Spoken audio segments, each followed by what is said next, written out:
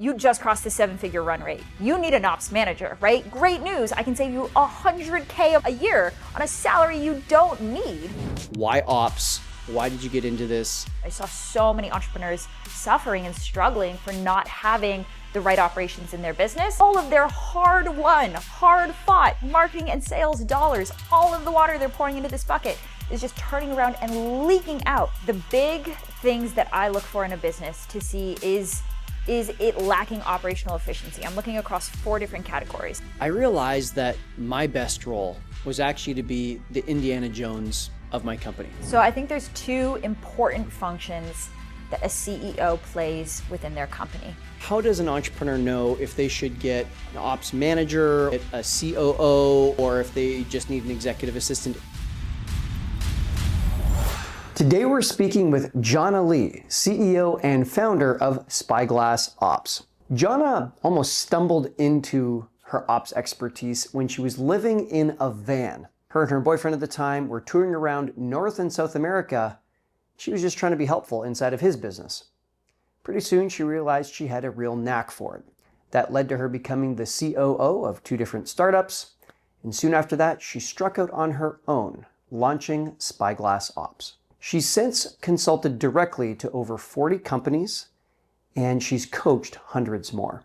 Today, Spyglass Ops is here to help entrepreneurs like you and I to create clarity and order out of some of the confusion of the operations of our business so that you and I can focus on what we do best. With no further ado, let's get into our conversation with Jhana Li. Jhana, thanks for being here. I'm so excited to be here, Tim. Yeah, we had a great dinner last night. We did. Yeah. Yeah, it was fun. Yeah. So I think that there's a really, really interesting connection between what you do and what we do in my company, Great Assistant. We help hire executive assistants, and you help to both train ops managers and COOs. Yes. And then you also help to hire COOs. Yes. And we do the same thing, but for executive assistants. So before we get into the, let's say, kind of like tips and tricks, I'm sure the audience would love to know a little bit about why ops, why did you get into this, at what point were you just like everyone else, and then where was your breakthrough, and why is your heart in this particular topic? Yeah. So I like to say that before I found operations, I was literally directionless. I was living full-time in a van. I was traveling all through North and South America, no particular end destination in mind. And the boyfriend that I was traveling with at the time was starting a digital marketing agency. And so I was watching him build this business and go through the entrepreneur roller coaster and wrestle with all of the challenges that come with that. And you know how you do for a partner, like you try and solve problems, you talk things through. And it was really interesting because I remember back to that time, and it was always very clear to me that what I was seeing in his business was very different than what he was seeing in his business. And through a series of odd events, I stepped in to join his team for what was supposed to be like sub in for someone for 30 days and then be out. And I ended up as that company's COO. That was my very first introduction into operations, because when I stepped into that company, it became blatantly obvious that I was seeing things that they had missed. I was seeing the merchant processing system that was costing them $50,000 a month. And I was seeing the team meeting that was wasting hours of everybody's time every single week. And these things had been happening for months within the company with highly intelligent people, and nobody had caught it.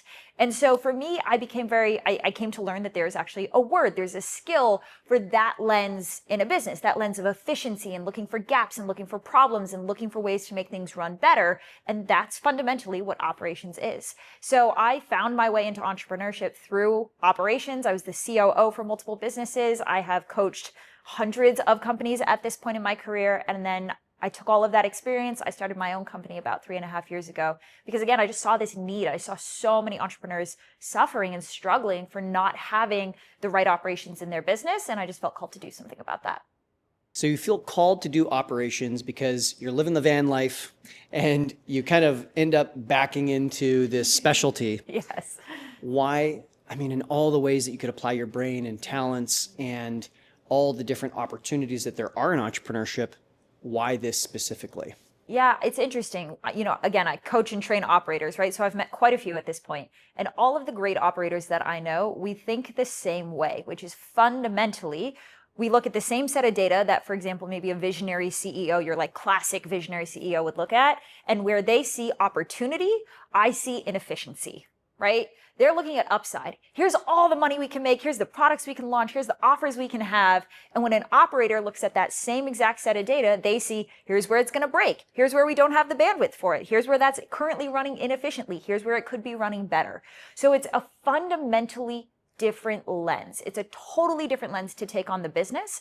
And so for most operators that I know, they didn't pick operations. Nobody like chooses operations. It's not very sexy and there's not a lot of infrastructure around it that would tell people, hey, this is a great career for you. They do it because it's natural to them. They do it because it bothers them to see problems in a business. It bothers them to see people wasting time or doing things in an inefficient way. And they just have to do something about it. It's an impulse. And so I think for the really great operators out there, they're just taking that natural lens and they're just applying skill and knowledge and experience on top of it. And that's what makes for an exceptional COO. I know at Great Assistant, when we are talking to an entrepreneur, finding some way to help them, oftentimes email inbox is something that very quickly I see as like this massive, massive problem. Entrepreneurs are oftentimes using the inbox as a to-do list, the classic read, oh, I'll do that later, unread, right, move. And then also, I've even seen like folder structures that are actually like to do, doing, done almost type vibe. And I look at that and I just like instantly see the matrix of what needs to happen.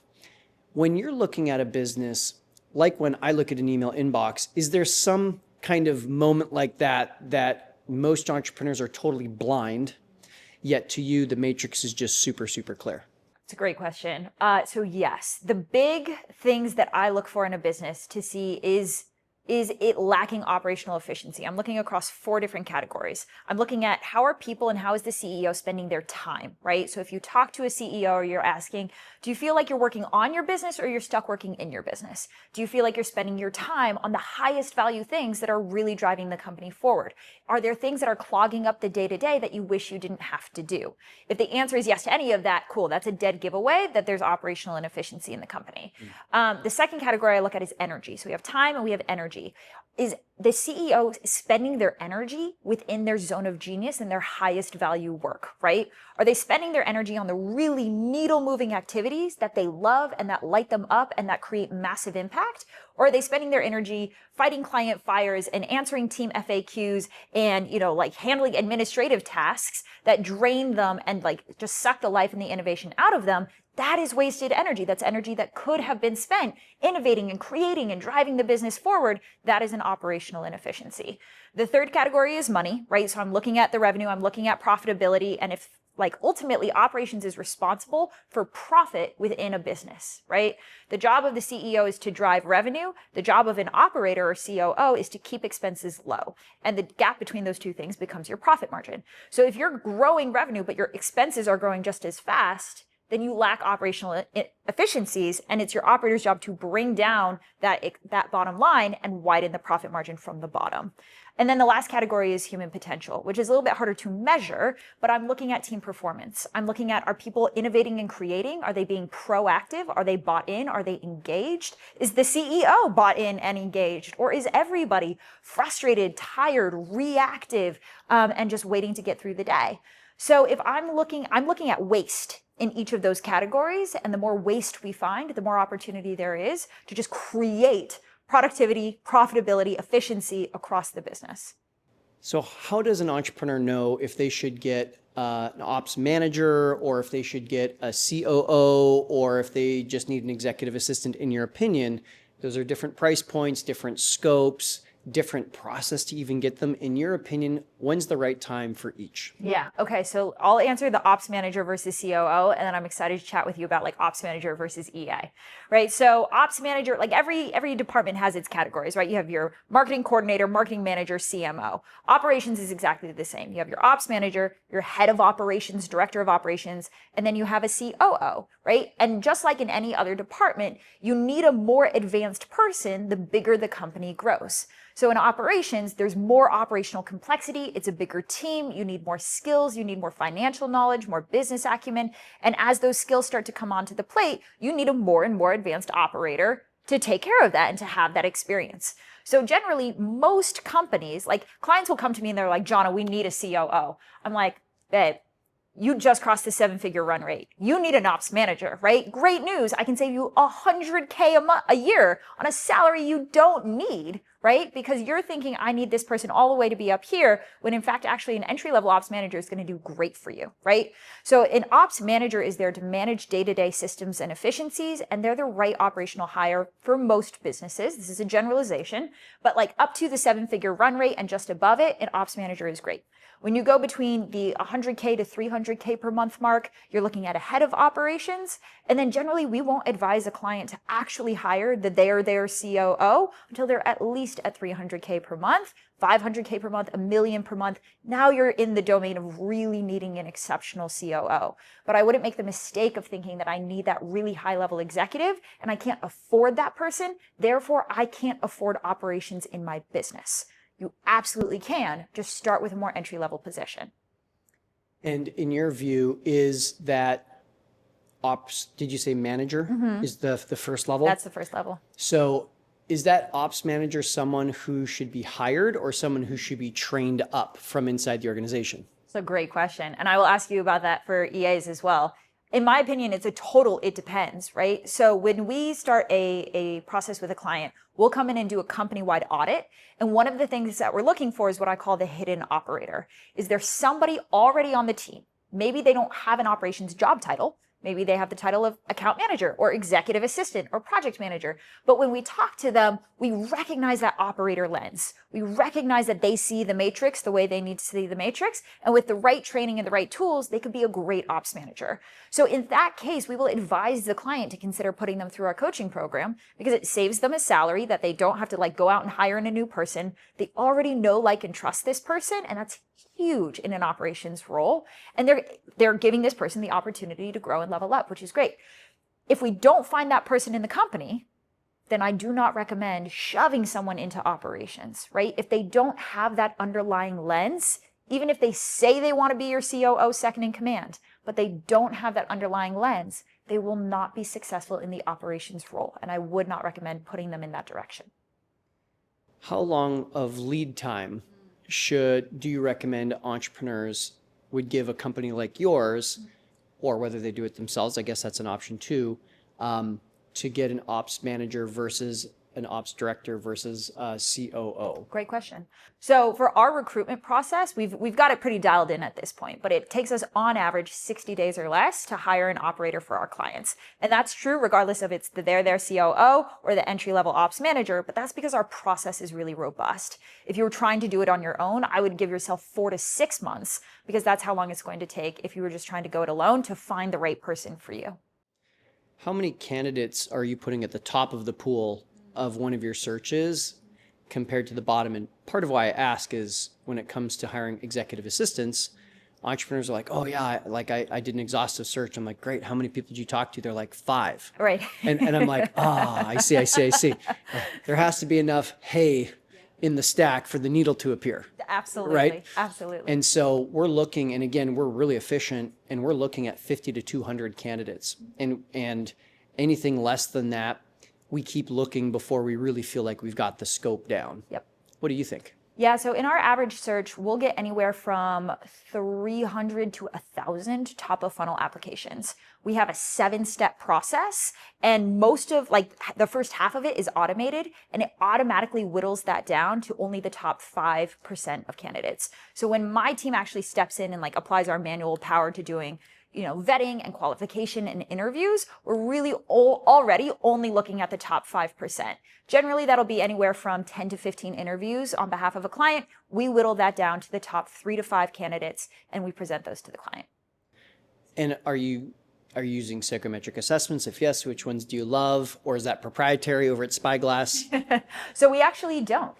And this is this is a hot take, but for the operations role, I really see the true visionary operator role as a yin yang, as 2 puzzle pieces, right? 2 entirely unique identities, because every CEO is entirely unique. So we're not looking for a generic personality test to tell us that somebody's going to be a great operator. We're actually custom building a hiring process and a profile based off of that specific and unique CEO. their specific idiosyncrasies, how they communicate, how they manage, the culture that they want to create. So we're looking at the individual profile of the CEO and then reverse engineering the perfect complementary puzzle piece in their operator and going out and finding that person. And I've just never found a personality test that can capture the nuance of what is the unique individual that's going to get along so well with this other unique individual. It's just too nuanced for most personality tests out there. One of the most predictive qualities that we see in our entrepreneurs that predicts whether they're going to succeed with their executive assistant or not is actually how willing is the entrepreneur to be a great coach. I'm curious, what are, if any, the predictive qualities that you see that you're like, most people wouldn't realize this, but ... this is oftentimes a great indicator of if this is going to go well or not? That is a phenomenal question. I've never been asked that question before. The things that predict whether a CEO and operator are going to be successful. Number one, do they have similar risk tolerance? So a CEO is always going to be the more aggressive, visionary, willing to take risks. That's what makes them an entrepreneur, right? But where CEOs get frustrated is if the operator is too slow moving or so risk adverse that the operator is not willing to go into risky situations that are a match for where the CEO wants to go. The CEO will feel held back by the operator. So we're looking for operators who naturally, Alex and Layla Hermosi taught me this, it's like a CEO operator dynamic is like the gas pedal and the brake pedal of a car. You need both to drive the car safely. So there is a natural inherent tension between the visionary energy that's all gas pedal all the time and the operator who's naturally going to be a little bit slower, more resistant because they're trying to keep the car together and trying to keep the wheels on the car. And so the healthy tension is there. But if there's too big of a gap between those two forces, the gas pedal is just going to get so frustrated by this freaking brake pedal over here that they're just going to dump them and it's not going to work out. How often do you see entrepreneurs that hire you where really they shouldn't even be the CEO? They should like just straight up be the salesperson, or they should be the inventor who's off in R&D land and not leading really much of the organization aside from maybe signing checks and, you know, maybe doing some rah-rah. Yeah. But really they're almost like CEO by requirement, and really it's not their spot to be in the org chart. So I think there's two important functions that a CEO plays within their company. Two things that cannot be or should not be delegated. The first is visionary. That's a hat, right? Have the vision. Generally, the CEO, the founder, is the person who has the vision for where the business is going. And that is totally necessary because nobody else has the vision. So do they have the vision and are they communicating it into the team? Whether through an operator or not, are they communicating it into the team so the team knows here's where we're going? That's absolutely non-negotiable.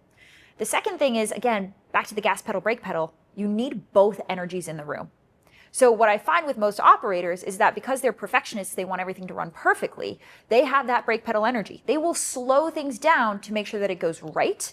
And what a CEO generally brings is that like move fast and break things kind of energy that ultimately grows a business and moves it forward.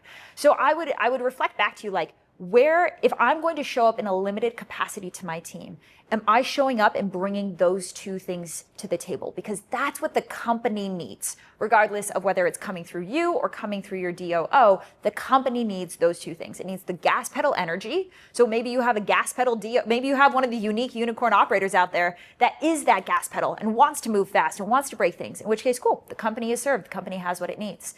And then the vision. How is the vision getting communicated to your team on a regular basis if you're not on the meetings so that everybody stays in alignment with what you envision, what you're trying to build? Those are the two things that, regardless of whether you're on the team meetings or not, need to be brought into the company on a consistent basis.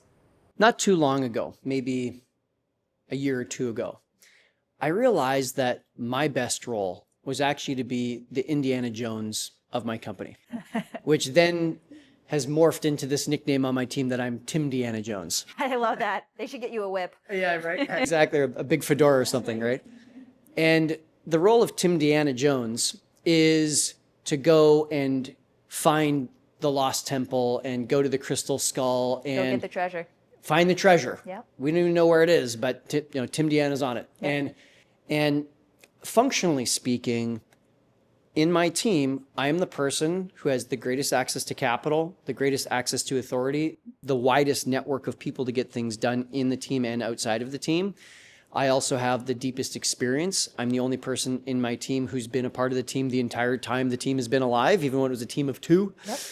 And so just like Indiana Jones, I'm writing my book right now, and I actually did a Google search and ChatGPT query to say, what is the resume of Indiana Jones? And it came back, and it was like, oh, well, he's got a PhD in archaeology, and he has something like a master's knowledge of paleontology and history and theology, and it just goes on and on and on. And then it's like, oh, well, he also has working knowledge of something like 5 modern languages. He's in the movies known to understand and or speak English and German. Sure. And then he also has knowledge of at least 2 ancient languages. Okay. Hieroglyphs on the wall type Sure. deal, right? Yeah. So, but by the way, Indiana Jones also knows whip technique, marksmanship, hand-to-hand combat, survival skills, orienteering, shall I go on, right? Right. And so I'm sitting back from my computer and I'm like, okay, Indiana Jones is basically a double PhD by day, Right. and a Navy SEAL in the evenings and weekends for fun. Yep. And on planet Earth, 8 billion people, there might be like 5 people in the real world who actually can match that resume. But that's what we need if someone is going to be going into the jungle and we don't know if there's tigers and we don't know what other obstacles are going to be there and we don't know how much food and drink we need and we don't know if we're going to have to go across a lake or swim a river with piranhas and in the movies they like show the tribe people as bad, but let's face it, it's probably the white man who's Sure. the bad guy there. Sure. Yeah. So, just to be culturally like aware here, So we're dodging all of that too. And of course, it's going to take a double PhD by day and a Navy SEAL at night to go and do that. And I think that's my role on my team. And every moment of my day that is not spent out doing that is a massive opportunity cost. And that's why I want my executive assistant to protect me from my email inbox. I want to be able to go into every entry on my Google Calendar and think of it as an operating room. And I'm the surgeon who's coming in. The body's already on the table. The liquids and tools are already there. And once I'm done my thing, I leave and someone else cleans it up and does the paperwork and all the rest. And so I need to be the surgeon in the room after room after room after room. And so for me, the more that I can Tim Deanna Jones, the better the business goes. And I think like, a question I oftentimes get from our clients is like, that sounds amazing, and I just don't know what the sequence is. Do I go get the director of operations first? Do I get the executive assistant first? Do I get a salesperson first? We have a lot of clients who make that choice before they come and talk to us. Yep. And then if someone has like kind of a coaching business or a marketing agency, they might get a coach, a junior coach underneath them, or a junior designer or a developer or something.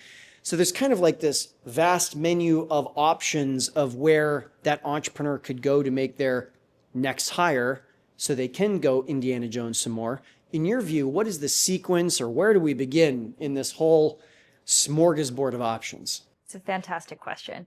So I love Tim Deanna Jones, right? Like that's your CEO secret identity superpower.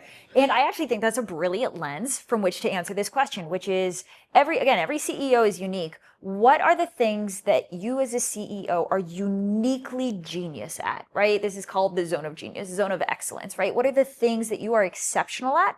Because in those areas, you will drive the most value and the most growth into your business. In the areas where you are merely competent or at worst incompetent, spending time in those areas is burning a ton of time and energy, and it is not producing a high ROI on excitement, innovation, joy, let alone money. And so the answer to this question is also individualized to the CEO. Somebody who is phenomenal at sales should not delegate sales first.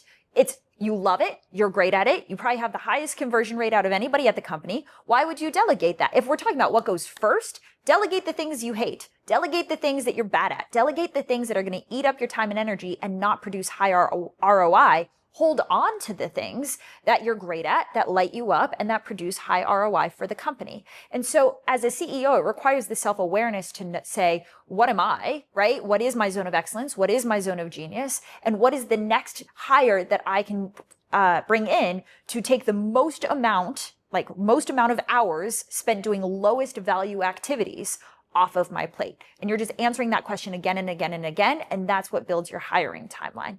But what I love about the executive assistant role, right, is that what is never anyone's highest value is email inbox. There is no CEO out there that's like, I'm a genius at answering emails, right? That doesn't exist. So is that always a low value, high leverage opportunity? Always. Because emails are going to happen one way or another, but it will never be the highest return on time and energy. And so an EA hire, I think, is one of the first in that way, consistently across the board, because we're optimizing for ourselves. We're optimizing ourselves as a resource and our asset within the business. How do I get the most amount of time and energy back? Inevitably, it's all the stuff that you have to do to stay alive and stay managing your company as a human being, but you don't actually need to be the one to do it. You shared with me that you have a 6-part formula. I do. What is it? Yeah, for operations. Yeah, so I think of it as 6 pillars, right? These operations in my mind is the foundation of the building. The taller you want the building to grow, right? The bigger, the faster, the higher you want it to be, the deeper the foundation needs to sit. And so the problem we have with businesses is that we're so focused on upward growth and we spend no time digging deeper, and then the first gust of wind will just knock the entire building down, right? So these are the 6 foundational pillars that need to be set and buried into the ground. And the bigger the company grows, the deeper they need to grow as well. Those 6 pillars are strategy, right? Do you have a very clear strategy, strategic vision, and have you communicated that to the team? Absolutely essential. Leadership. So this is your leadership style as a CEO. If you're stepping out of day-to-day leadership, then this is the leadership team that you put in place to run things and make decisions in alignment with your vision. Absolutely essential. Team and team performance, right? Again, I talked about human potential. Do we have a team of A players where people are in the right seats, where they're set up for success in their roles, and they're invited to bring their highest and best human potential to the table?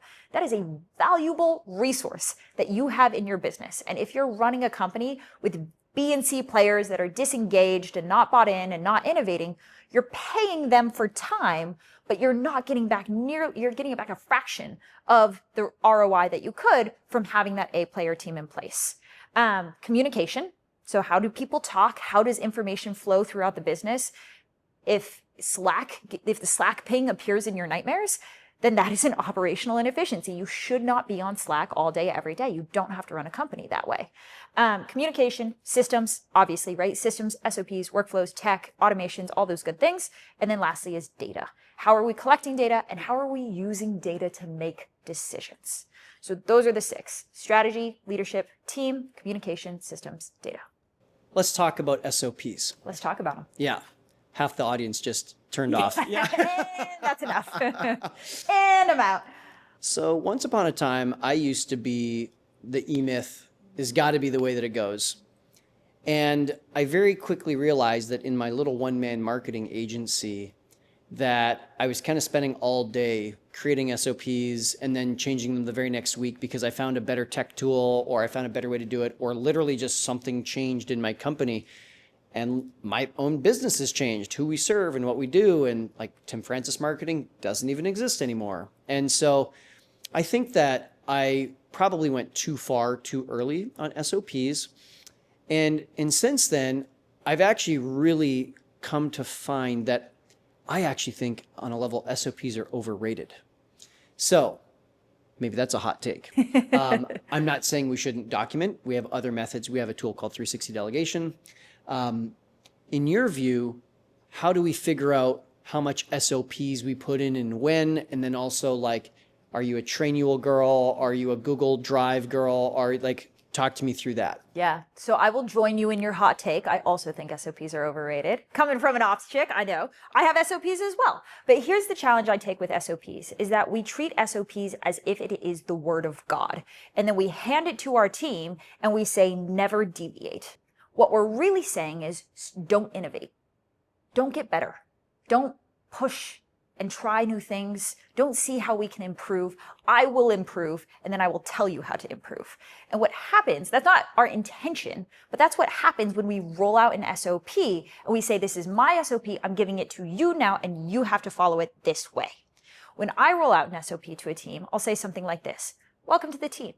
This is the rough draft of how we kind of think we know how to do this so far. This is the best we've come up with. And now that you are in this role as the expert that I have hired you to be, it is your responsibility to take this rough draft and to make it better. You own this SOP. This is yours. So you make it better, and then when you change things, keep track of it. Update the SOP, write it down, make sure that we have up-to-date documentation. Here's why that's important.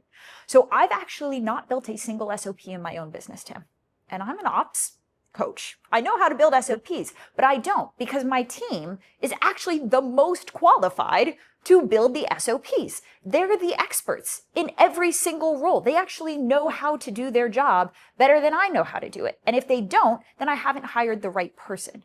So I bring in the expert. I give them my best guess. I'll sit down with them. I'll do it live with them. We'll record it. Boom, there's your SOP. And now you take it from here. You innovate, you make it better, and keep it up to date, please. In terms of where we then store that, all SOPs belong in what I call the single source of truth. This is your project management system. So this might be a Monday.com, an Asana, ClickUp, Airtable, whatever software you use, they all work. They all work. But in that, there should be one place where all the SOPs, whether they be a Loom video or a Google Drive doc or whatever, they're all being centralized and organized in one place so that your team can go to a single location, find the SOP that they're looking for, and be able to utilize that in real time, as opposed to having to jump around and chase SOPs down across 10 different technologies and softwares. Nice. Okay. For a company that's, say, around $1 million a year, 5 to 10 team members, professional service-based business, what's your recommended tech stack? Everyone wants to know. What are the pros using so I can use it too? Sure. Again, I don't think that there is a right way to scale a business. Just like I don't believe there's a right hiring order, or I don't believe there's a right SOP. I'm a little bit more nuanced than that. So what I would say when it comes to technology is the right technology is the technology you actually use. To have the most perfect system in the world that nobody uses is useless. So my preferred piece of technology on the back end is ClickUp, but some people hate ClickUp. Awesome, use Asana. I really don't care. So long as it is a system that actually gets used within your business, then it's actually doing the job. In terms of what pieces of tech you need a front-end sales and marketing CRM. So I'd say the most popular in our space is probably Go High Level. You need a back-end single source of truth. My recommendation is ClickUp.